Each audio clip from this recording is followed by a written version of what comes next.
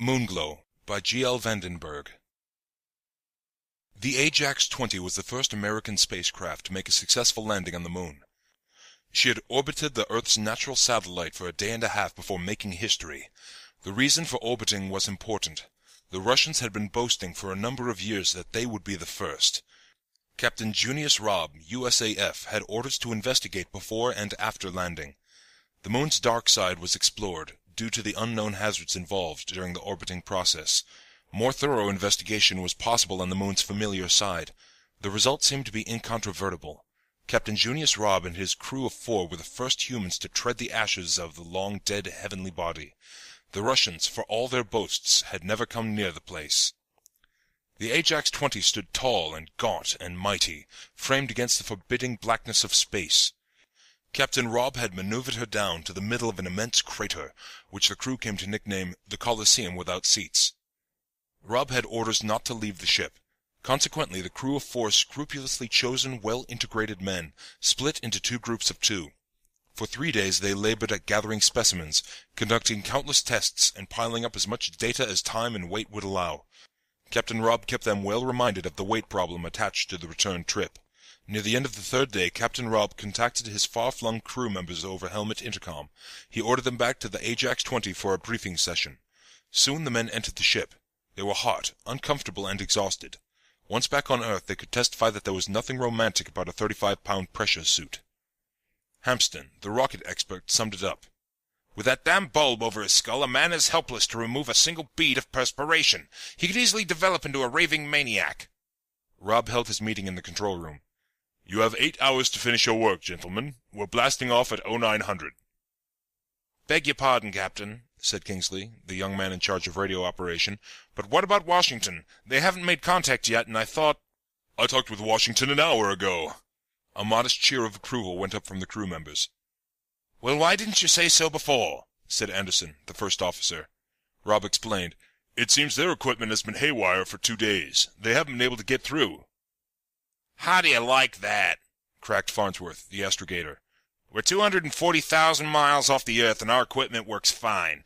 They have all the comforts of Earth down at headquarters, and they can't repair radio transmission for 2 days. The men laughed. Gentlemen, Robb continued, every radio and TV network in the country was hooked up to the chief's office in Washington. I not only talked to General Lovett, I spoke to the whole damn country. The men could not contain their excitement. The captain received a verbal pelting of stored-up questions. Did you get word to my family, Captain? Asked Kingsley. I hope you told them we're physically sound, Captain, said Farnsworth. I have a fiancée that'll never forgive me if anything happens to me. What's the reaction like around the country? Have the Russians had anything to say yet? I bet they're sore as hell. Do you think the army would mind if I handed my resignation? Kingsley's remark brought vigorous applause from the others. Captain Robb held up his hand for silence. Hold on! First of all, General Lovett has personally contacted relatives and told them we're all physically and mentally sound. Secondly, you'd better get set to receive the biggest damn welcome in history. The general says half the nation has invaded Florida for the occasion. Tell them we're not coming back, snapped Kingsley, until the Florida Tourist Bureau gives us a cut. Kingsley, the president has declared a national holiday. We'll all be able to write our own ticket. Yes, Anderson put in. To hell with the Florida Tourist Bureau. Captain Robb said, We'll be so sick of parades we'll wish we'd stayed in this godforsaken place. Not me, boasted Farnsworth. I'm ready for my parade and honor any old time. The sooner the better.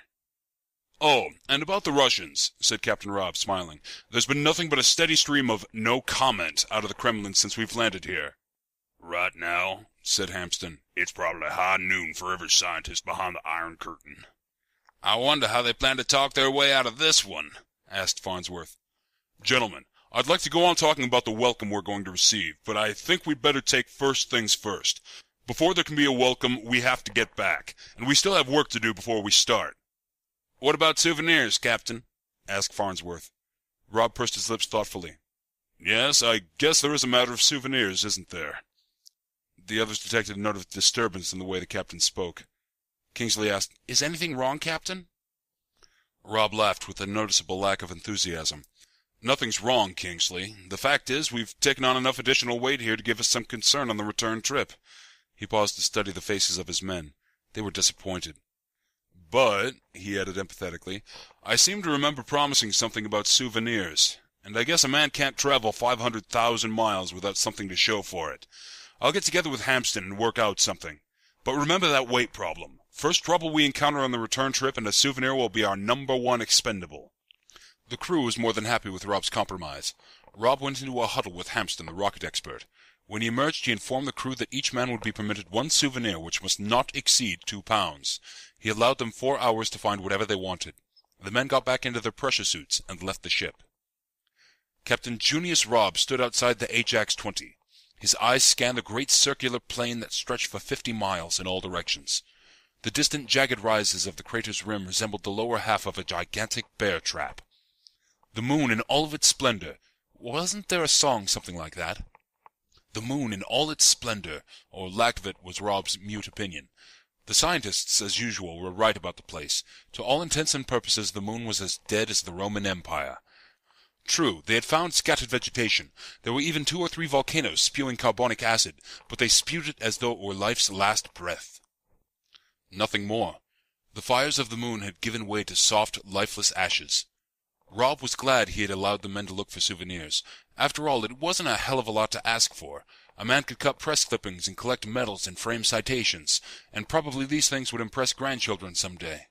But it seemed that nothing would be quite as effective as for a man to be able to produce something tangible, an authentic piece of the moon itself. Captain Rob had always tried to be a humble man. He recalled an interview held by the 3 wire services a week before takeoff. One of the reporters had asked the obvious question, "Why do you want to go to the moon?" He could have given all of the high-sounding aesthetic reasons, but instead his answer was indirect, given with a modest smile. "To get to the other side, I guess," he had told them. Like the chicken crossing the road, that was how simple and uncomplicated Rob's life had been. But now he stood, his feet apart, beside his mighty ship, 250,000 miles away from home. He was the first, and he could not fight back the feeling of pride and accomplishment that welled in him. The word first in this instance conjured up names like Balboa, Columbus, Peary, Magellan, and Junius Robb. The crew members deserved the hero's welcome they would receive.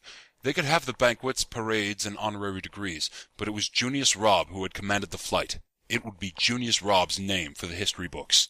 He wouldn't be needing any souvenirs. Kingsley and Anderson were the first to return.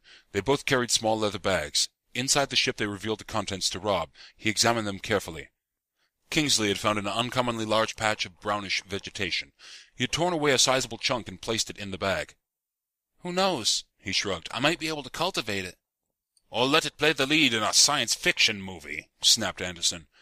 The first officer's bag contained a piece of one of the smaller craters. It had no immediately discernible value. It was Anderson's intention to polish it up and put some kind of metal plaque on it. 4 more hours went by and there was no sign of Farnsworth or Hampston. Rob began to worry. He'd never forgive himself if anything happened to either of the 2 men. He waited another half hour, then ordered Kingsley and Anderson to put on their pressure suits and go look for the 2 missing crew members. The search was avoided as Farnsworth entered the ship, dragging Hampston behind him. "What happened?" yelled Rob. Farnsworth began the job of getting out of his pressure suit. "I don't know. Hampston's sick as a dog. I checked every inch of his suit and couldn't find anything out of order." Rob bent over the prone rocket expert. Hampston looked up at him with half-opened eyes and an insipid grin on his face. He mumbled something about a fine state of affairs. They removed Hampston's suit and placed his limp frame on a bunk.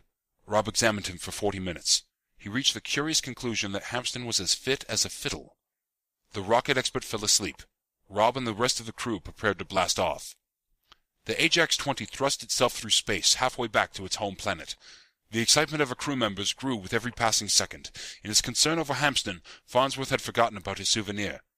He now opened his bag and displayed it before the others. "What is it?" asked Kingsley. "Dust," was Farnsworth's proud reply. "What the hell are you going to do with dust?" "Maybe you don't know it, but this is going to be the most valuable dust on the face of the earth. Do you realize what I can get for an ounce of this stuff?" "What'd anybody want to buy dust for?" "Souvenirs, man, souvenirs." Farnsworth asked to see what Kingsley and Anderson had picked up. The 2 men obliged. For the next hour the 3 men and Rob discussed their mementos and their possible uses on Earth. Then Anderson said, "I sure wouldn't turn down a gallon of good Kentucky whiskey right now." Rob laughed. We did enough sweating on the way. You wouldn't want to sweat out the trip back on a belly full of booze. That may be a better idea than you think it is, Captain. The four men turned to find Hampson sitting up in his bunk. Hampson, Rob exclaimed, how do you feel? Terrible. What happened to you? Asked Kingsley. Hampson stared at each man individually. He took a deep breath and his cheeks puffed up as he let it out slowly. Well, I guess you'd better know now. Rob frowned. What do you mean? Farnsworth and I got separated after we got about 4 miles from the ship. I thought I saw something that looked like a cave. I figured I might find something interesting there to take back with me, so I told Farnsworth I'd keep radio contact with him, and off I went. Did you find a cave? Rob wanted to know. No, it was just a big indentation in the wall of the crater. I threw some light on it and found it to be 10 or 15 feet deep. He paused as though not sure of what to say next. So, that's where I found my souvenir. Well, let's see it, said Anderson. Hampson opened his leather bag. The object he removed rendered the crew weak in the knees. He said, We can have that drink, Anderson, but I don't think we'll enjoy it. He poured them each a shot from a half-filled bottle of vodka.